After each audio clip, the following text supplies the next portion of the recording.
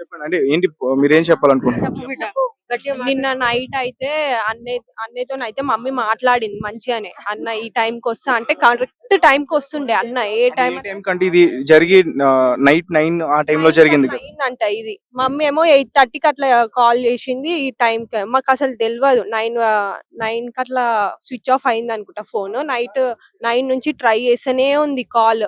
అసలు లిఫ్టే చేస్తలే, అది స్విచ్ ఆఫ్ ఉంది. ఉమ్. మేము అనుకున్నాం అరే ఇదేంది స్విచ్ ఆఫ్ అయిందేమో అనుకున్నాం. కానీ ఇంతగానము అయితదని తెలవదు. నెక్స్ట్ 2:30కి అట్లా లేసినాము. చాలా కంగారు పడుతుంది మమ్మీ. బయటికి పోతుంది వస్తుంది అసలు ఈ నిద్ర పడతలే. ఉమ్. నేను చెప్పిన అన్న ఇదేంది సంయోగ్ అన్నకు ఫోన్ చేయి, వాళ్ళ ఫ్రెండ్ అని ఉన్నా ఆయనకైతే కాల్ చేయి అంటే చేసినాడు. చేసి తెలిసిన ఫ్రెండ్స్ తోటే ఇక్కడికి వచ్చాడా?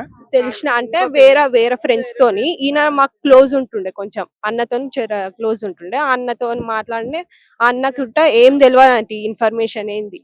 నెక్స్ట్ ఈ మా పెద్ద అన్నకి చేసినాడంట ఈ అన్ననే. చేస్తే చెప్పిండు ఇట్లా ఉన్నాడు అంటే ఇట్లా ఇన్ఫర్మేషన్ తెలిసింది. ఒక ఆయనతో పోయిండు, ఆయన నంబర్ ఇస్తా అంటే తీసుకున్నాడు అన్నయ్య. తీసుకుంటే ఆయన కాల్ చేస్తే ఫైర్ ఏం చెప్తలే ఫస్ట్. తర్వాత గట్టిగా అడిగినాడు పెద్దన్న ఏమైంది అసలు ఏంది అంటే ఫైర్ యాక్సిడెంట్ అంటే ఆయన భయపడుతున్నాడు మేమేమన్నా అంటామేమో అని. తర్వాత ఏం చెప్తలే, ఇది ఒక్కటే ఇన్ఫర్మేషన్ చెప్తున్నాడు. మేము యూట్యూబ్ లో అది చూసినాం అన్న వాళ్ళు. అప్పుడు మాకు ఇట్లా డీటెయిల్ గా తెలిసింది అరే ఇట్లా అయ్యింది అంటే వెంటనే 2:30కి 2:40 అప్పుడు ఇక తీసుకోను అసలు అంటే అజయ్ అసలు బోట్ లో ఉన్నాడా? ఉన్నట్టు అంటే మీకు తెలుసా? అంటే ఉన్నాడు. లాస్ట్ ఇది స్నాప్ పెట్టినాడంట. మా చెల్లె వాళ్ళకి తెలిసింది స్నాప్ పెట్టిండంట. ఉన్నాడు ఆయన అల్లనే. కానీ ఏమైందో తెలియదు. వాళ్ళతోటి ఉన్న అబ్బాయిలను అడిగితే చెప్తారు కదా. మా అందులోని అడిగే బదులు ఆ పిల్లగాని తోటి ఉన్న అబ్బాయిలను అడగండి. ఆ పిల్లగాని ముందు తీసుకురండి. ఆ ఇద్దరు పిల్లలు ఉన్నారు కదా, వాళ్ళిద్దరు తీసుకొచ్చి ముందట పెడితే మాకు ఉన్నాడా లేడా మీ ఎంబడి లేడా వాళ్ళే చెప్తారు కదా. ఆ పిల్లల్ని ఎక్కడో పెట్టేసి వాళ్ళు ఉన్నారని చెప్తారు. మీరేమనుకుంటున్నారంటే బోట్ లో అయితే ఉన్నాడు, వాళ్ళతో పాటు ఉన్నాడా లేదనేది తెలియదా? ఫ్రెండ్స్ తీసుకొని లోపటేసిరన్న వాళ్ళని బయట మాట్లాడిస్తలేరు. నేను పోలీసు వాళ్ళు వాళ్ళని బయట తెచ్చి మాట్లాడిపిస్తే బయట పడుతుంది. అర్థమైందా?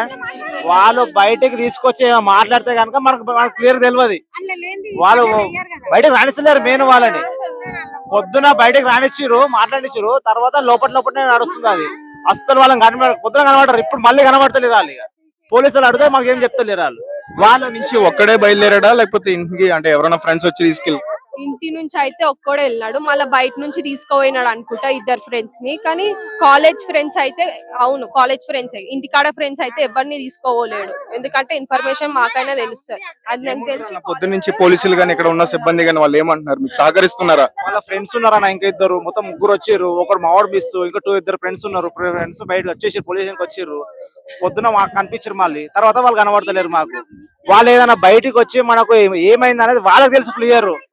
వాళ్ళు చెప్తే మనకు బయటపడుతుంది. వాళ్ళ ఫ్రెండ్స్ అయితే ఎవరైతే ఉన్నారో వాళ్ళు పోలీస్ స్టేషన్ లో ఉన్నారు.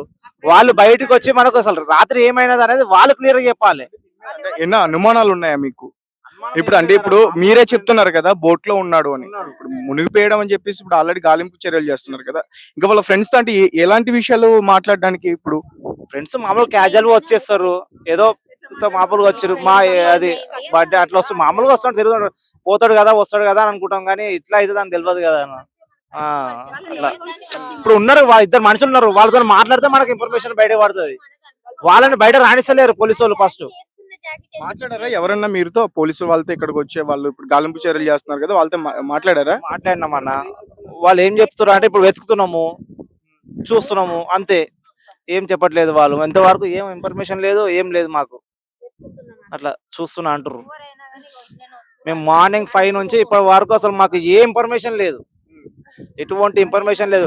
చూస్తురు అంతే, చూస్తురు పోతురు అంతే. మీడియా వాళ్ళు ఎంతో మంది వచ్చారు పొద్దుగాల నుంచి, ఇప్పటి వరకు ఎటువంటి ఇన్ఫర్మేషన్ లేదు. ఉన్నడా లేదు, పోయినా అసలు మాకు ఏది లేదు. మీరేమైనా డీటెయిల్స్ అడిగే ప్రయత్నం చేశారా? లాస్ట్ టైం తన ఫోన్ స్విచ్ ఆఫ్ అయింది అంటున్నారు కదా, ఎక్కడి వరకు ట్రేస్ చేశారు ఏంటి అనేది? మమ్మీ అయితే అడిగింది ఎక్కడున్నావు అని. పోలీసులకి మీరు అడిగారా? అది వాళ్ళకి తెలుస్తుంది. అక్కడ వాళ్ళకి తెలుసా ఏమో. లాస్ట్ లొకేషన్ అయితే ఇదే చూపించేసింది. ట్రై చేసినప్పుడు అయితే పోలీస్ వాళ్ళు అయితే అంకుల్ వాళ్ళు అయితే ఇదే చెప్పినారు. ఈ ట్యాంక్ బండ్ల పొద్దున్న నుంచి మార్నింగ్ మిడ్ నైట్ నుంచి ఏం లేదన్న, ఇంత స్లో అవుతుంది ప్రాసెస్. ఇంకా ఇంత ఫాస్ట్ మా క్లోజ్ ఫ్రెండ్ వచ్చింది అప్పటి నుంచి మా ఫ్రెండ్ ఇంకా ఇంకా అవుతుంది కానీ ఏమైతుంది మాకు ఇక్కడ నుంచి వాళ్ళు తిరుగుతున్నట్టు కనిపిస్తుంది కానీ ఇంకా బాడీ ఏం తెలుస్తలేదు మాకు. ఉన్నాడా లేడా ఏమని తెలిస్తే మాకు కూడా కొంచెం ప్రశాంతంగా అయితే ఉంటాం కదా అన్న. ఏదో ఒకటి పోనీ హాస్పిటల్లో ఉన్నాడా అంటే హాస్పిటల్లో కూడా వెతికినా ఎక్కడ రిజిస్టర్ కాలేదు. కొంతమందిని యశోద హాస్పిటల్ కి, గాంధీ హాస్పిటల్ కి తీసుకెళ్లారు కదా, సో అక్కడ మీరు ఎంక్వైరీ చేసుకున్నారా? ఎంక్వైరీ చేసి అన్ని హాస్పిటల్స్ తిరిగిరు మా ఫ్రెండ్స్. ఇద్దరు ఫ్రెండ్స్ ఉంటే నైట్ వాళ్ళు తిరిగినారు, అన్ని హాస్పిటల్ తిరిగినా ఎక్కడ దొరకలేదు. బీటెక్ ఫ్రెండ్స్ వాళ్ళు కూడా వచ్చినారు, వాళ్ళు తిరిగినారంటే ఎవరు మాకు ఎర్లీ మార్నింగ్ తెలిసింది, మేము ఎర్లీ మార్నింగ్ వచ్చేసినాం కానీ ఏం తెలుస్తలేదు. పొద్దున్న నుంచి ఇదే నడుస్తుంది. ఇట్లనే అందరు వాళ్ళు వస్తున్నారు, పోతున్నారు, అడుగుతున్నారు, వెళ్ళిపోతున్నారు, అంతే. ఏం తెలుస్తలేదు అన్న. దాంతో పాటు అసలు ఎంతమంది ఫ్రెండ్స్ ఉన్నారు బోట్ లో, ఎంతమంది ఉన్నారు? బీటెక్ ఫ్రెండ్స్, ఇద్దరు బీటెక్ ఫ్రెండ్స్. మేము స్కూల్ ఫ్రెండ్స్, వాళ్ళు బీటెక్ ఫ్రెండ్స్. వాళ్ళతో వచ్చిండంట. వాళ్ళు అక్కడ నుంచి డైరెక్ట్ ఏమంటారంటే స్పీడ్ బోట్ తోనే వచ్చిరంట. అక్కడ నుంచి ఎక్కడ నుంచి లుమ్ని పార్క్ నుంచి వేరే బోట్ నుంచి వాళ్ళని పర్మిషన్ అడిగినంట, ఇట్లా ఎక్కొచ్చు అంటే వాళ్ళు ఎక్కినిచ్చిరంట. మరి అక్కడ ఎవరో ఇన్ఫ్లుయెన్స్ ఉన్నారంట, ఎక్కిరు. ఇక వీళ్ళు ఎక్కి కూర్చున్నారంట, ఈ యాక్సిడెంట్ అయిందంట. సార్ దాదాపు ఇన్సిడెంట్ జరిగి 16 గంటలు అవుతుంది. ఇప్పటి వరకు కూడా ఎటువంటి ఆచూకీ గానీ మనకి ఏం తెలియలేదు. అంటే పూర్తిగా ఎవరి నిర్లక్ష్యం అనుకోవచ్చు? ఇది కేంద్ర ప్రభుత్వ నిర్లక్ష్యం, టూరిజం డిపార్ట్మెంట్ నిర్లక్ష్యం, మున్సిపల్ డిపార్ట్మెంట్. ఎందుకంటే ఇంత పెద్ద డెవలప్మెంట్ అయిన మన హైదరాబాద్ లో ఎన్నెన్నో హైటెక్ సిటీలు అవి అని అన్నప్పుడు ఒక 10 మంది గజయితగలను తెచ్చి అక్కడికి వెళ్తూ వెతికిపిచ్చి ఎక్కడ అది సరి అయిన చర్య. కానీ 2 బోట్ల మీద తిరుగుతున్నారు వాళ్ళు, పట్టుకొస్తున్నారు, తిరుగుతున్నారు. అంటే ఎట్లా అది షికారు చేస్తురా వాళ్ళు? సరదాగా తిరుగుతురా? ఈ ముగ్గురు పిల్లలు ఉంటే ఇద్దరు వాళ్ళ ఫ్రెండ్స్ బయట పడ్డారు. వాళ్ళని కూడా పోలీసు కస్టడీకి తీసుకొని ఆ పిల్లని ఆ బోట్లోనే కూర్చొని ఎక్కడ పడ్డారు అంటే ఆయనకి ఏం తెలుస్తుంది? అంటే నార్మల్ గా ట్యాంక్ బండ్ దగ్గర కేక్ కటింగ్ కి ఎటువంటి పర్మిషన్స్ లేని టైంలో మరి నైట్ టైం అసలు స్టూడెంట్స్ ని ఎట్లా పంపించారు లోపలికి? ఇది అసలు స్టూడెంట్ ని కాకుండా వాళ్ళు బర్త్డే సెలబ్రేషన్ బోట్లు ఎక్కిండ్రు అనమాట. దాన్ని ఎక్కొచ్చు, అది ఇస్తారు. అయితే అప్పుడు ఇక్కడ ఉన్న బోట్ ఏమో బర్త్డే పార్టీ బోట్. అది ఇంకోటి ఏవైతే క్రాకరీస్ ఉన్నాయో ఆ బోట్ కాలి అక్కడ కొట్టుకుపోయింది, మొత్తం దగ్ధం అయిపోయింది, మొత్తం వంకర్ సింకర్ అయిపోయింది. అక్కడ కొనాకు వెళ్ళిపోయింది నీళ్ళ ప్రవాహంకు.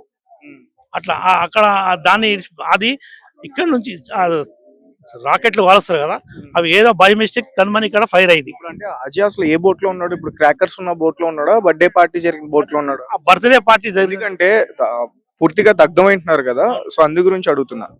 ఈ బోట్ లో ఉన్నాడు, ఈ పార్టీ బోట్ లోనే ఉన్నాడు.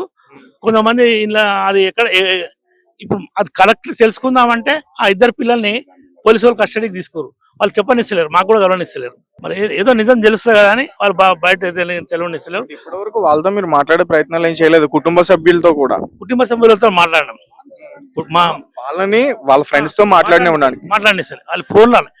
ఇక్కడ జరిగినాక 9:10 గంటలకు జరిగింది ఇన్సిడెంట్. అయితే అప్పుడు ఏమైందంటే వీళ్ళకి తెలియదు, ఈ బాబు కూడా అదే ఇక్కడ వచ్చినట్టు తెలియదు, వాళ్ళ ఫ్రెండ్స్ గిట్ట పోయిందని తెలుసు.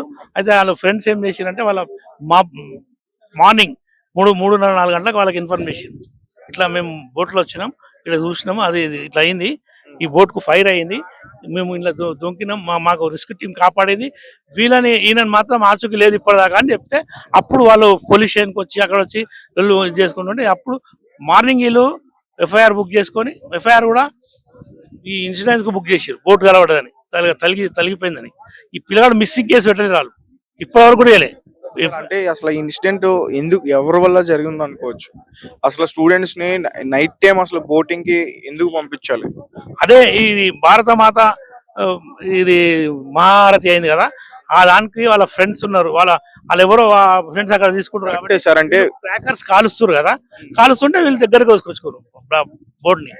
అట్లా వీళ్ళ దాంట్లోకెళ్ళి ఆ రాకెట్ లో ఏవో అట్లా పడ్డాయి, మిస్ఫైర్ అయ్యి.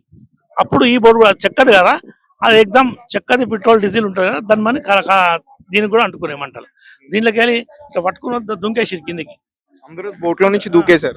ఇప్పటికి 10 మంది, దాదాపు 10-12 మంది హాస్పిటల్లో ఉన్నారు, ట్రీట్మెంట్ చేసుకుంటారు. యశోదలో కొంతమంది ఉన్నారంట, గాంధీలో కొంతమంది ఉన్నారు. కిషన్ రెడ్డి గారు అక్కడ పోయి పలకరించి కనీసం ఇక్కడ వచ్చి సానుభూతి తెలపలేరు ఇప్పటివరకు. కుటుంబ సభ్యులను ఎవరు కూడా కలవలేరు, చేయలేరు. మేము 10 గంటల నుంచి ఇక్కడనే ఉన్నాం.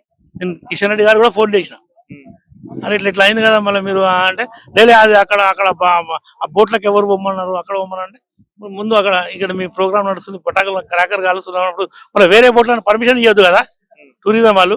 ఈ టూరిజం వాళ్ళకు అసలు ఇది పర్మిషన్ ఏ రకంగా ఇచ్చారు? ఒక రాక్ ఇలా కేక్ కోసుకుంటామంటేనే బర్త్డే కేక్ గిట్లా తీసుకుపోనియారు, కేక్ కానీ ఏది కానీ. అట్లా ఉంటప్పుడు వీళ్ళకి ఎట్లా పర్మిషన్ ఇచ్చారు? మరి మా సామాన్య మానవునికి ఒక రూలు వీళ్ళకి ఉండవు, రూలు అందరికి ఒకటే ఉండాలి కదా. అందుకని మేము ఏమన్నామంటే ఇది పక్కా ఫైనల్ గా అంటే వీళ్ళ కుటుంబం తరపు నుంచి డిమాండ్ ఏంటి? మాకు మృతదేహాన్ని ఉన్నాడా బతుకున్నాడా లేదా అది ఏడుందో అది ముందు మాకు మా బాబుని మాకు దూరాలు ఇచ్చేస్తే చాలు, తర్వాత దాన్ని ఆలోచిస్తాం ఏదనేది. ఈ నష్టపరిహారం ఏమి మేము పైసలకు దానికి అంటలేం, నష్టపరిహారం కాదు, ముందు బాబు అయితే కావాలి కదా. వచ్చిన తర్వాత అది దొరికిన తర్వాత అప్పుడు మేము మాట్లాడతాం ఏం చేయాలి. ఆల్రెడీ గాలింపు చర్యలు వెనకాల జరుగుతున్నాయి కదా సార్, దాదాపు 16 గంటలు అయిపోయింది అండ్ దీని డెప్త్ కూడా చాలా లోతు ఎక్కువ ఉంటది అని చెప్తున్నారు. అంటే 500 ఫీట్లు ఉంటుంది దాదాపు 500, ఎందుకంటే బుద్ధ విగ్రహం పడ్డప్పుడు అప్పుడు మేము చూస్తున్నప్పుడు అప్పుడు 500 ఫీట్లు ఉంది బుద్ధ విగ్రహం అని చెప్పారు. అన్నప్పుడు అది అక్కడ 500 ఫీట్లు ఉన్నట్టే కదా, అది అందులో సగం బురద ఉంటది. బాడీ బయటికి వస్తామని తెలుసుకొని బయటికి రావాలన్నా కూడా బురదల పసాసిపోయి ఉంటుంది ఎక్కడనో. ప్రభుత్వం స్పందించట్లేదు.